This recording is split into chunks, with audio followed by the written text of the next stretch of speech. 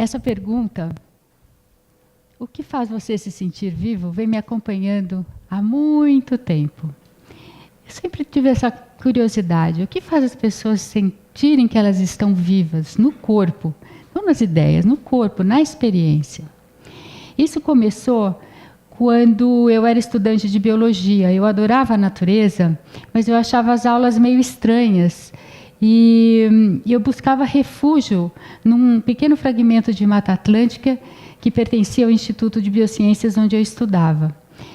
Eu ficava lá contemplando, sentindo aquele estado permanente de provisoriedade, aquela coisa o tempo todo se transformando, cheio de energia, cheio de vitalidade. Eu me sentia muito bem, eu me sentia viva naquela experiência. E eu percebia que aquilo que eu estava aprendendo na faculdade não ia me ajudar a entender aquele fenômeno, aquela força, aquela complexidade que eu vivia ali.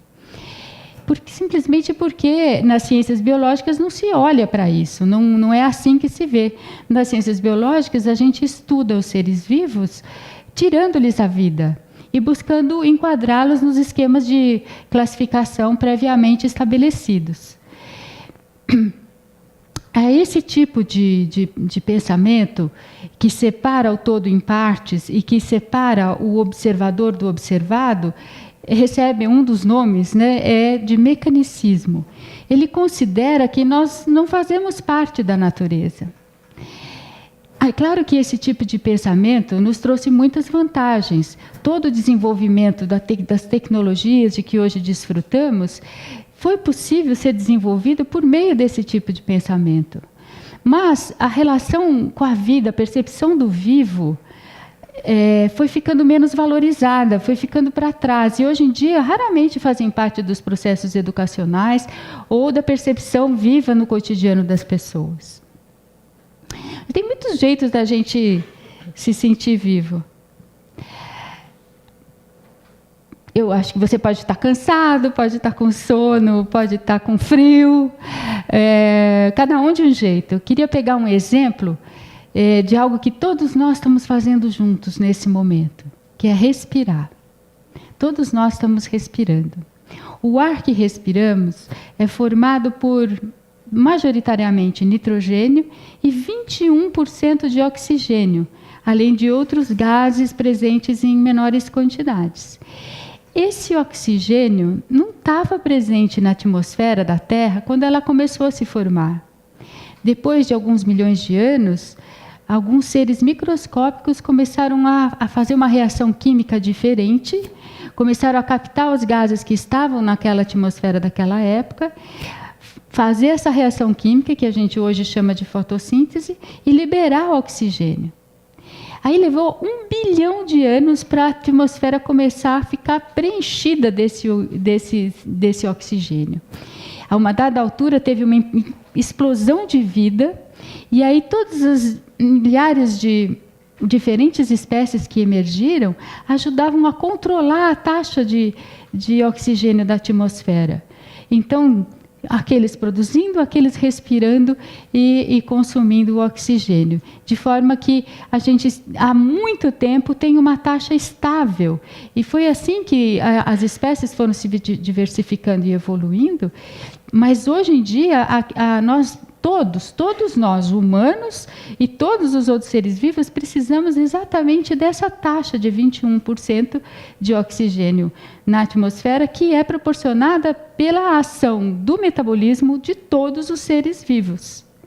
Então, nós somos dependentes deles. Então, numa simples respiração, a gente está conectado com eles neste momento, todos os que estão presentes na Terra nesse momento e todos os que fizeram parte da nossa história. Se tivesse um pouco mais de oxigênio, a gente queimaria.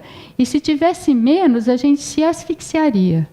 Então, é uma relação muito evidente, né, de relação viva, né? Existem, claro, muitos outros exemplos, mas isso é um exemplo bem dramático, né, de quanto que nós intersomos com todos os seres no tempo e no espaço. Quando eu era estudante e eu me refugiava na mata, Era como que quase que para me curar desse mecanicismo radical que desconsidera os sentimentos, os sentidos, as emoções, as intuições. Mas o meu corpo sabia daquelas relações. Eu é que ainda não tinha desenvolvido a consciência. E assim a minha intuição não me abandonou. Quando a minha filha nasceu, eu levei um susto. Eu percebi no meu colo todo o fluxo da vida vindo na minha direção, desde há muitas eras. E aí eu percebi o meu leite dando continuidade àquele fluxo sem fim. Foi uma experiência muito transformadora para mim. Desde então, eu comecei a buscar outras formas de entender a natureza. Formas mais integradoras, que hoje nós englobamos sob o nome de ciências holísticas. Eu não sabia, naquela época, e fui aprendendo com o tempo, que era uma ideia de natureza que me incomodava. E que a ideia de natureza que um povo tem, define a sua ação sobre ela. E que essa ideia vem mudando desde o início da jornada humana no planeta. Então, ela não é uma verdade estabelecida. É essa ideia de natureza que prevalece hoje, que permite a gente considerar a natureza como uma máquina, como um recurso, que a gente coloca ela a nosso serviço. Submete, desequilibra, destrói. É essa ideia de natureza que faz com que a gente construa uma sociedade injusta, desequilibrada, com pessoas com relações utilitárias entre si e com o mundo. Essa ideia de natureza nos autoriza a eliminar ecossistemas inteiros e extinguir espécies, como a desse o rinoceronte branco que morreu há algumas semanas atrás, e ele era o último representante vivo dessa espécie. A espécie acabou. Será que isso não tem nenhuma importância para nós? Será que isso não nos toca? Será que isso não nos afeta? Como que a gente sente isso? Como é que a gente lida com o desaparecimento de uma espécie que levou milhões de anos para se expressar? Então, apesar da gente viver dessa forma, a realidade viva continua agindo sobre nós.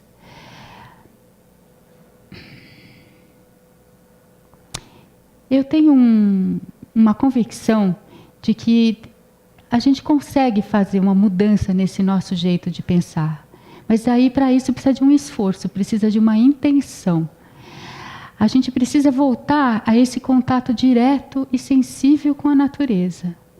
Perceber, sentir o fluxo da vida fluindo em nós.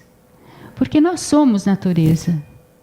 E quando em contato com os outros seres, prestar atenção, prestar profundamente atenção. Entrar no tempo em que a vida funciona. Um tempo que nós somos natureza. Vamos dar um exemplo? Imagine que você está observando um botão de flor. Então você se dedica, afasta os pensamentos e fica concentrado ali, observando aquele botão de flor. Esse botão de flor está se movendo, mas numa velocidade imperceptível para os nossos sentidos. Mas se você olhar profundamente, você vê que ele está se movendo, você sabe que ele está se movendo. E aí você vai perceber que você também está se movendo, porque aquela força que impulsiona o botão a se abrir é a mesma força que está pulsando em você e que está te levando para alguma direção.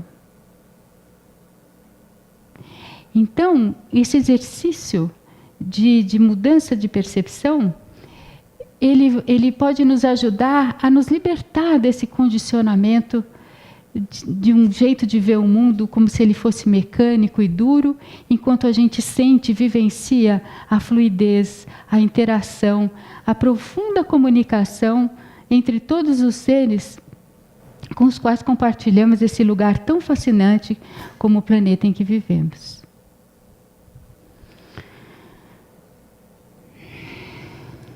E ao integrarmos essa relação, ao nos reconciliarmos com ela, com a natureza, vamos fazer como fizeram os nossos ancestrais e como fazem ainda os nossos povos originários, resgatando uma relação de pertencimento, de amor, de reciprocidade, uma relação de saúde, equilíbrio e bem-estar. As nossas crianças precisam ser livres para brincar com a natureza. Os pais e educadores precisam saber ouvi-las e respeitar a natureza delas, porque cada bebê que nasce, cada um deles é a natureza se expressando dessa vez na forma humana. Se você deseja que o seu filho seja um adulto bem-sucedido, deve permitir que ele tenha uma infância bem-sucedida. E isso significa que ele possa brincar livre e solto com a natureza. Eu acredito também que para a gente enraizar essa mudança de jeito de olhar o mundo, aqui as vivências com a natureza precisariam fazer parte de todo tipo de formação profissional.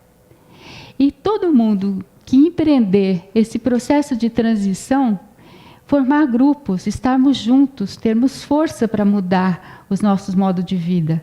Porque as coisas, no fim, as grandes mudanças, elas são muito simples e estão ali ao nosso alcance.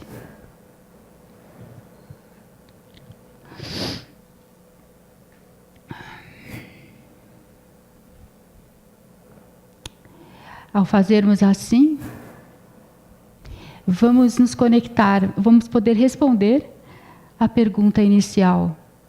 Você se lembra qual era? O que faz você se sentir vivo? Ao entrar em contato direto e profundo com a natureza, você vai poder ir além da percepção dos elementos que circulam em nós para uma percepção mais sutil e ampla que nos deixa cheios de vitalidade e livres para brincar com a Terra. Obrigada.